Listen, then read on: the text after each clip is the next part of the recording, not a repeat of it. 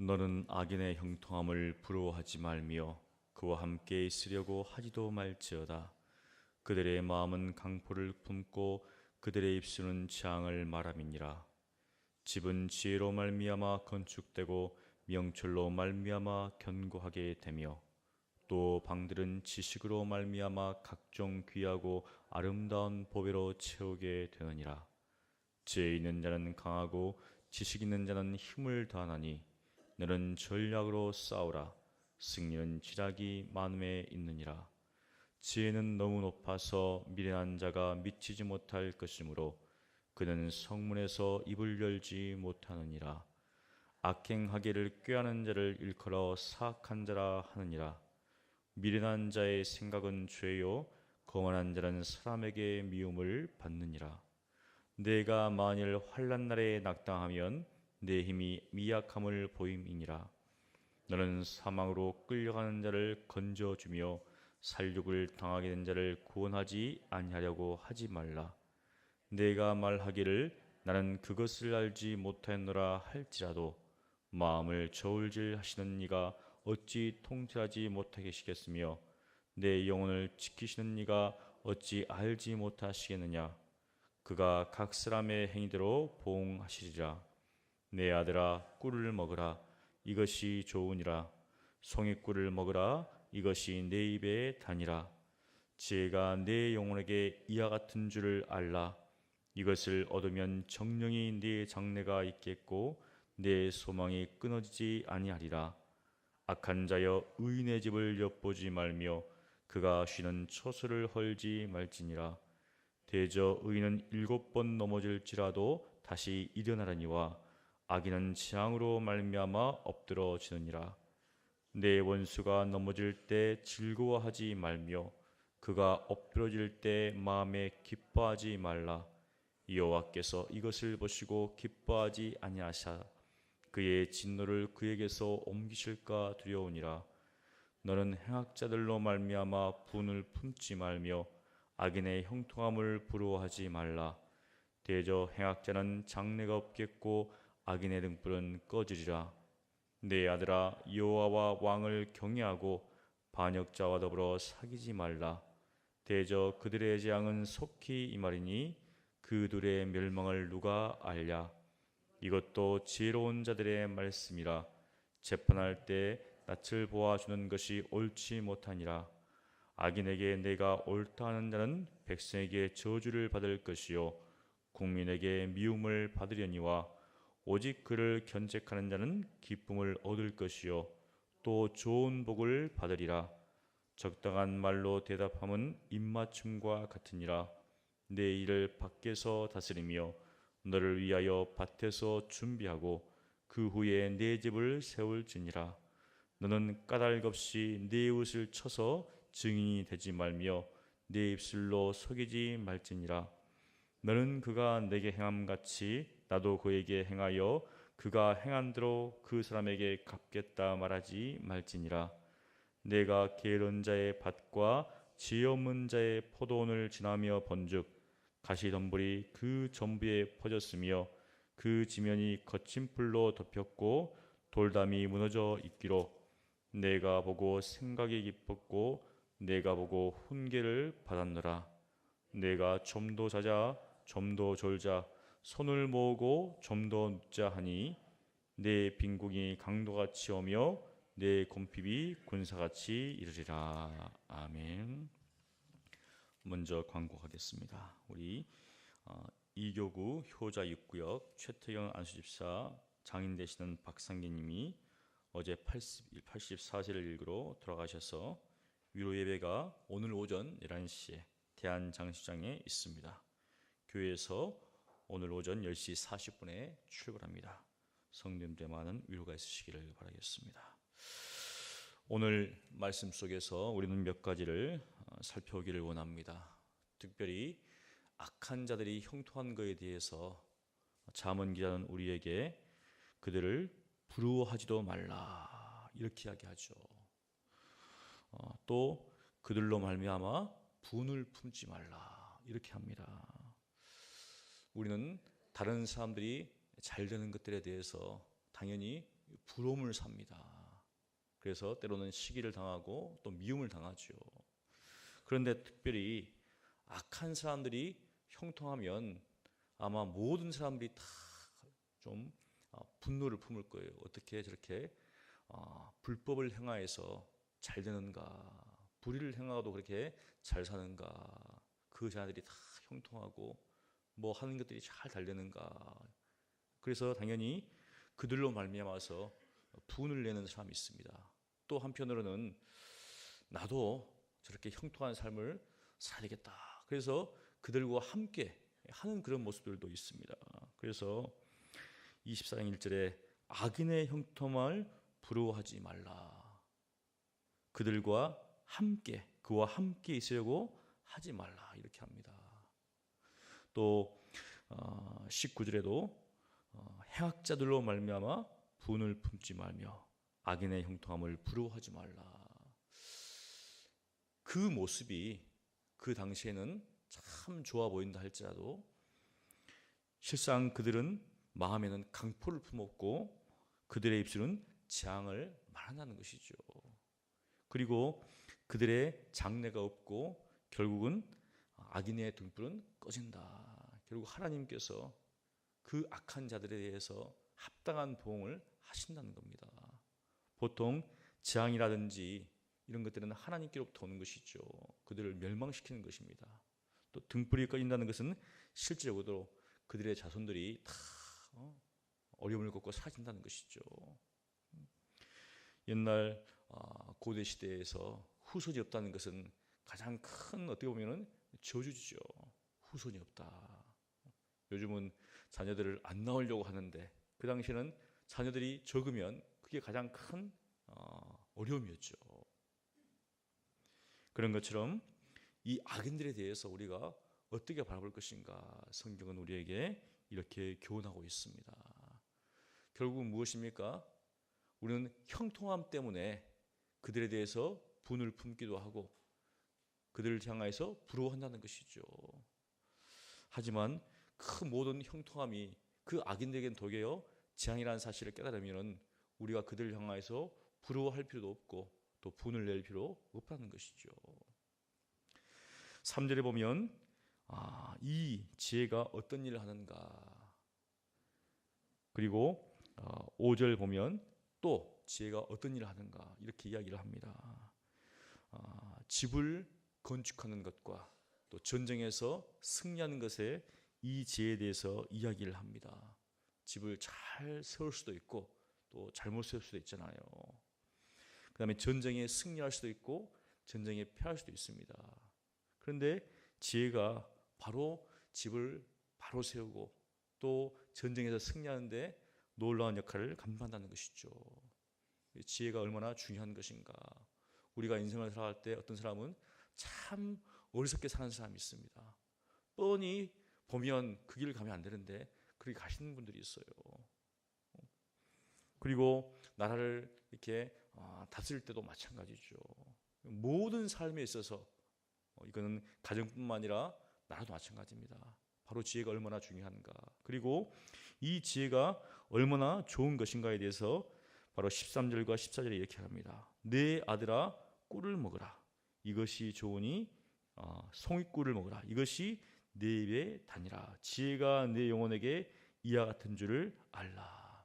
이 지혜를 얻으면 정령이 내 장래가 있다. 그리고 내 소망이 끊어지지 않는다. 무엇인가? 미래가 밝은 사람이 있고 미래가 어두운 사람이 있죠. 아무런 소망이 없는 사람이 있습니다.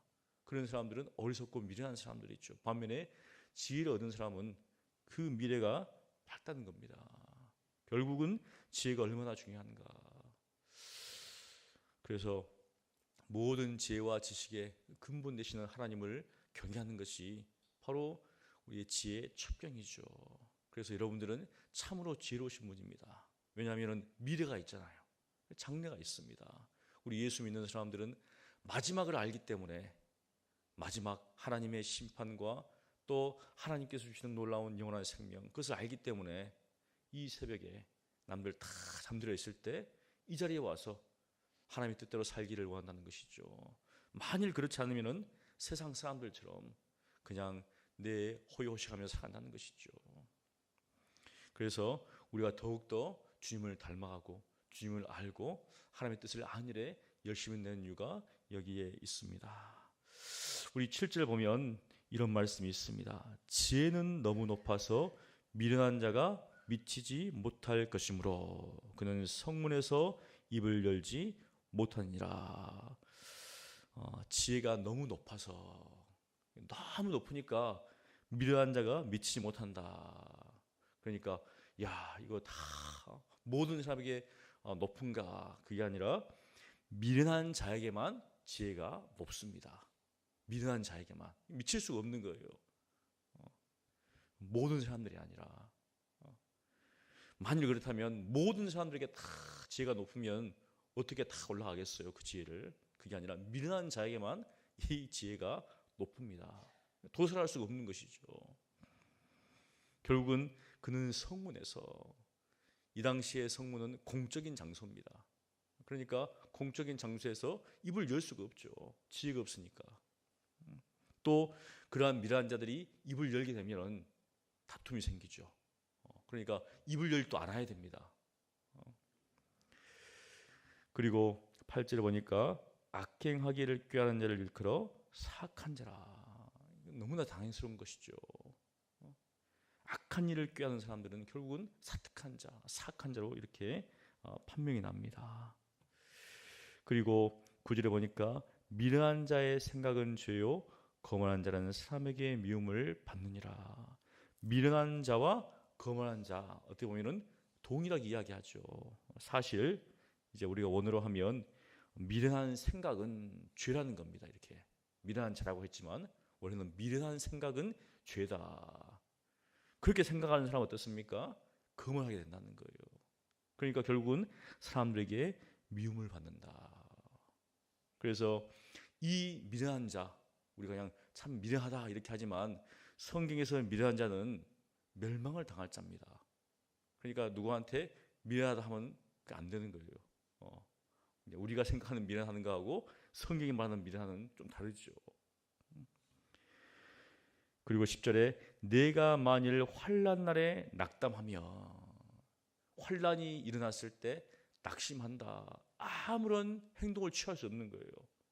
그리고 머뭇거리고 지체하면 내 힘이 미약함을 보임이라. 결국은 점점 약해진다는 겁니다. 그러니까 환난 가운데 낙심하지 마시고 지체하지 마시고 분명한 행동을 취해야 한다는 거예요. 그렇지 않으면 점점 힘이 줄어들 수밖에 없다. 11절과 12절에는 하나님께서 우리의 중심을 보신다는 겁니다. 죽음에 처한 자, 사망으로 끌려간 자가 있습니다. 그런데 여러 가지 상황 때문에 그를 건져줄 수가 없어요. 다른 사람이 볼 때도 맞지, 그렇지, 도와줄 수 없는 상황이야, 건져줄 수 없는 상황이야, 이렇게 이야기할 수 있지만 하나님은 마음과 우리의 영혼을 저울질하시고 통치하신다는 겁니다.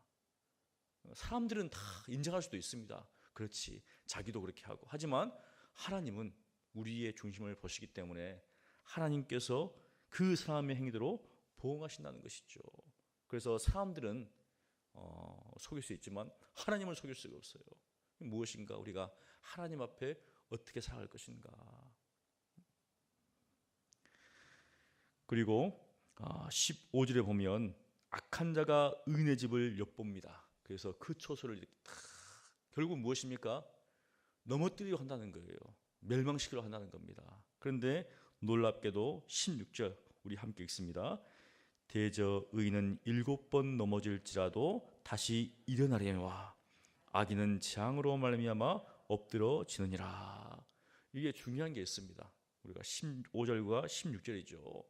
그냥 의인이 스스로 넘어지는 게 아니라 악한 자가 와가지고 넘어뜨리려고 다 시험을 걸어놔요. 바로 그것을 이야기합니다. 스스로 잘못해서 넘어지는 게 아니라 악한 자가 엿보고 있다가 넘어뜨리려 하는 거예요. 그래서 7번 넘어질지라도 악한 자가 어떻게 했습니까? 야, 성공했다. 그런데 넘어져도 일어나는 거예요. 그런데 도리 어떻습니까? 그 악인이 넘어뜨리는 그 악인이 재앙을 당한다. 얼마나 감사합니까? 우리 믿음의 사람들이 하나님 앞에 살아갈 때 여러 가지 시험이 옵니다. 또 악한 자들이 있죠. 넘어질 수가 있습니다. 그런데 넘어지지만 일어나는 거예요. 아주 엎드려져 버리면 문제지만 그게 아니라는 거죠. 7번은 우리가 완전한 숫자죠. 완전히 넘어진 것 같지만 결국 하나님께서 이렇게 세우신다는 겁니다. 도리어 그 악인을 재앙으로 멸망시키는 거죠. 얼마나 감사한 일인가. 또 한편으로 이렇게 볼 수 있습니다. 내 원수가 넘어질 때 즐거워하지 말며 그가 엎드려질 때 마음에 기뻐하지 말라. 우리 믿음의 사람들은 우리의 원수가 넘어질 때, 여기서 넘어질 때는 그냥 넘어지는 게 아니라 완전히 멸망당하는 거죠. 완전히 끝나는 겁니다. 그것을 볼 때 야, 잘됐다, 그렇게 하지 말라는 겁니다. 왜냐하면 18절에 여호와께서 이것을 보시고 기뻐하지 않으신다. 이렇게 좀 더 정확하게 번역하면 하나님 보시기에 나쁘다는 거예요. 우리의 원수가 넘어졌습니다. 우리가 그것을 기뻐합니다. 근데 하나님이 우리의 것을 보시고 그걸 좋게 여기지 않다는 거예요. 그래서 그의 진노를 그에게서 옮기신다는 겁니다. 여러분, 그래서 우리가 행악한 나들에 대해서 어떻게 생각할 것인가? 불쌍해야 되겠죠. 궁여해야 되는 겁니다. 우리의 원수들에 대해서도. 더 나아가서 하나님은 우리에게 원수를 사랑하라. 내 원수를 위해서 기도하라. 그렇게 하세요. 그런데 그것이 쉽지가 않죠. 얼마나 좋겠어요. 말씀대로 하면 좋은데 쉽지가 않습니다. 왜? 당한 게 많으니까. 당한 것을 생각하면 자다가도 잠이 안 와요. 분이 일어납니다. 어떻게 해야 됩니까? 나도 똑같은 사람이라는 거예요. 그렇게 생각하면 됩니다. 아, 나도 똑같은 사람이다. 그런데 우리 주님께서 이 나 같은 똑같은 나를 위해서 십자가 주셨다. 그러니 얼마나 감사한가. 그러면 이제 용서할 수 있는 것이죠. 안 그러면 용서가 될 수가 없는 것이죠. 하나님께 크게 용서함 받은 사람은 삶에 대해서도 크게 용서할 수 있습니다. 그런데 적게 용서함 받은 사람은 적게 용서할 수밖에 없죠. 왜냐하면 자기는 용서해도 남은 용서할 수 없다는 거예요. 여러분, 21절에 보면 여호와와 왕을 경외하고 반역자와 더불어 사귀지 말라. 우리가 하나님을 경외하는 것, 또 이 세상의 질서와 법을 따르는 것, 이것은 분리되지 않았다는 겁니다. 왜냐하면 이 모든 세상은 하나님의 주권 가운데 있죠. 그래서 우리가 구약에 보면 이스라엘 백성들이 이방에 끌려가서 반역하고 투정하고 하지 않습니다. 거기 보면 그 법을 또 따르고 있어요. 그래서 다니엘 같은 경우에는 총리가 되잖아요. 요셉도 마찬가지고. 만일 자기를 끌려왔는데 포로가 됐으면 어떻습니까? 우리는 당연히 돌아가야 된다. 그래서 뭔가 저항하고 해야 되는데 그렇게 안 나는 것이죠. 하나님의 주권을 인정하는 가운데서 다스리는 것이죠. 그런 것처럼 우리가 이 땅을 살아갈 때 하나님께서 세우신 그러한 법과 질서에 대해서 우리가 순복하는 그런 태도가 필요한 겁니다. 23절부터 또 지혜로운 말씀이라 하면서 재판에 대해서 이야기합니다. 여기 보니까 재판할 때 낯을 보아주는 것이 옳지 않다. 그러면서 악인에게 옳다는 일이 있죠. 왜냐하면 권세자들에 대해서 이 법이라는 것이 재판관들이 상당히 강하게 아니라 약하게 합니다. 또 약한 자들에 대해서는 굉장히 또 강하게 법을 적용해요. 무엇인가? 모든 사람에게 법은 만인에게 평등하다 하지만 실상 어떻습니까? 있는 자에게는 법은 정말 낮고 없는 자에게는 법이 높다. 이렇게 이야기한다는 거예요. 그래서 그렇게 하지 마라 이야기하는 겁니다. 그래서 24절에 악인에게 내가 옳다는 자는 백성에게 저주를 받죠. 사랑하는 성도 여러분, 저주를 받으면 어떻습니까? 그냥 말로 하겠지 하지만 그게 아닙니다. 왜냐하면 하나님이 다 듣고 계시잖아요. 다 듣고 계십니다. 가난한 자가 원망하는 것에 대해서 하나님이 다 듣고 계세요. 고아와 과부의 아버지라고 하시는데 아버지가 듣고 계시면 가만히 있겠습니까? 결국은 백성의 원망을 통해서 결국은 바뀌는 것이죠. 그리고 오직 그를 견착하는 자는 기쁨을 얻을 것이요 또 좋은 복을 받으리라. 결국은 정의가 세워지는 것은 법이죠. 그런데 법을 집행하는 사람들이 사람들의 낯을 보아지면 문제가 생기는 겁니다. 뿐만 아니라 일상적인 삶도 마찬가지죠. 25절에 보니까 적당한 말로 대답하면 입맞춤과 같으니라. 적당한 말 하니까 우리가 생각할 때 어떤 상황과 환경에 적합한 말 생각하지만 실상은 옳은 말입니다. 정직한 말이죠. 이 말을 하면 이게 자기한테 피해갈 수도 있습니다. 그런데 그게 아니라 옳고 정직한 말을 하는 것이 입맞춤과 같다. 이렇게 이야기하는 것이죠. 그래서 우리 예수 믿는 사람들이 이 땅을 살아갈 때 옳고 정의롭게 살아가는 것이죠. 그리고 그렇게 말이 나는 것입니다. 27절 보면 우리가 보통 알고 있는 바와는 좀 다르게 이야기하죠. 우리가 아는 수신제가 치국평천하 이과는 반대로 이야기합니다. 내 일을 밖에서 다스리며 너를 위하여 밭에서 준비하고 그 후에 내 집을 세울지니라. 결국 무엇인가 공적인 일에 먼저 자기를 들이자는 것이죠. 그리고 가정을 세우라. 조금 다르지만 성경은 이렇게 합니다. 내 일을 밖에서 준비하고 그리고 너를 위하여 밭에서 준비하라. 그리고 이제 내 집을 세우라. 이렇게 이야기하는 것이죠. 사실 우리 예수 믿는 사람들은 무엇을 제일 먼저 구해야 됩니까? 하나님의 나라와 하나님의 의를 먼저 구하는 것이죠. 우리가 복음서를 보면 다 하나님의 나라의 일입니다. 예수님께서 이 땅에 오셔서 하신 말씀이 하나님의 나라와 가까웠으니 회개하라입니다. 왜 우리가 회개해야 되는가? 하나님의 나라가 갖고 왔으니까. 그리고 이제 하나님의 나라가 임했죠. 결국 하나님의 나라는 통치하심과 다스림입니다. 결국 예수를 믿는 사람들의 삶 가운데 그 나라가 임했습니다. 그리고 그 나라가 임하는 것이 하나님의 뜻이죠. 그것을 위해 살아가는 겁니다.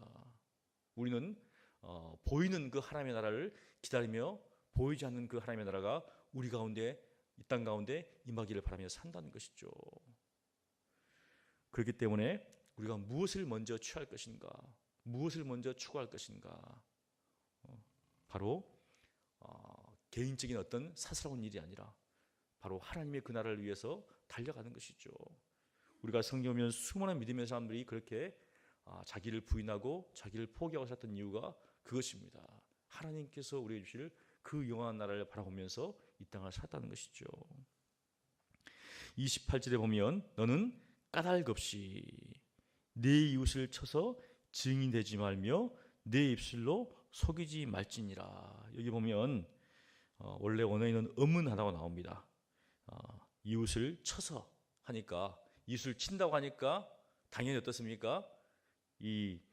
그가 말하는 모든 것들이 해를 끼친다고 생각하지만 이 단어가 없어요. 그러면 너는 까닭 없이 내 이웃의 증인이 되지 말며 이거죠. 무엇인가? 그러니까 이웃이 악한 일을 했습니다. 그런데 친해요. 그러니까 가가지고 변호를 하는 거예요. 그러니까 이야기할 때 거짓말로 좋게 이야기해 주는 거예요. 분명히 나쁜 일을 행했는데도 불구하고 아니라는 거예요. 또 이 이웃에 대해서 별로 안 좋아해요. 그러니까 이제 모함을 하는 겁니다. 이렇게 하지 말라는 거죠. 속이지 말라는 게 그를 두둔하지도 말고 거기에 대해서 모함하지도 말라. 실상 이런 일들이 일어납니다. 교인 가운데 이런 일이 일어나가지고 싸움이 원수가 됐어요. 제가 아시는 분들이 계시는데 괜히 끼어들어가지고 막 같은 교인인데 두둔을 해야 되는데 두둔이 하는 게 아니라 다른 편을 드는 거예요. 그러니까 이제 싸움이 돼버렸어요. 그런데 중요한 거는 화해를 안 하시더라고요. 참 이게 문제예요. 두 분에 돌아가시는데 이제 돌아가시기 전에 화해를 하셔야 되는데 여러분 중에는 없기를 바랍니다. 이런 일들이 무엇인가 두둔하지도 마시고 또 모함하지도 마시고 우리가 올바른 거에 대해서 이야기해야겠죠. 하지만 이웃의 어떤 것들 형편을 봐서 이렇게 이야기하고 저렇게 이야기하지 말라 이렇게 이야기하는 겁니다. 그리고 29절은 무엇입니까? 너는 그가 내게 행함같이 나도 그에게 행하여 그가 행한 대로 그 사람에게 갚겠다 하지 말라. 그렇잖아요. 누군가 나를 모함하면 나도 그 사람이 그렇게 해야 되겠다. 그렇게 하지 말라는 것이죠. 선한 일은 어떻습니까? 갚아야 되겠죠. 하지만 악한 일도 갚겠다고 하면 이건 같이 죽자는 것이죠. 그렇게 하지 말라는 겁니다. 그리고 30절부터는 이제 게으름에 대해서 이야기합니다. 그런데 여기 보니까 게으른 자와 지혜 없는 자 동일합니다. 30절 읽습니다. 내가 게으른 자의 밭과 지혜 없는 자의 포도원을 지나며 본즉 결국 게으른 사람과 지혜 없는 사람은 동일한 사람이다. 사랑하는 성도 여러분, 오늘도 우리가 이 땅을 살아갈 때 지혜로운 자로 살기를 원합니다. 그리고 세상 가운데 우리가 생각하기에 합당치 않은 일들이 많이 일어나죠. 그럴 때 그 상황을 보는 것이 아니라 그 뒤편에 계신 하나님을 바라보시고 사시기를 바랍니다. 또 이 땅 가운데 많은 어떤 부조리와 불합리가 있죠. 거기에 대해서 우리가 어떻게 생각할 것인가 하나님의 관점에서 생각하시기를 바랍니다. 또 우리 입술 가운데 많은 여러 가지 상황 속에서 대답할 것이 있어야 됩니다. 그런 상황에서 우리가 하나님을 믿는 사람으로서 정직하고 옳게 또 말하며 행한 여러분 되시기를 간절히 축원합니다. 기도하겠습니다.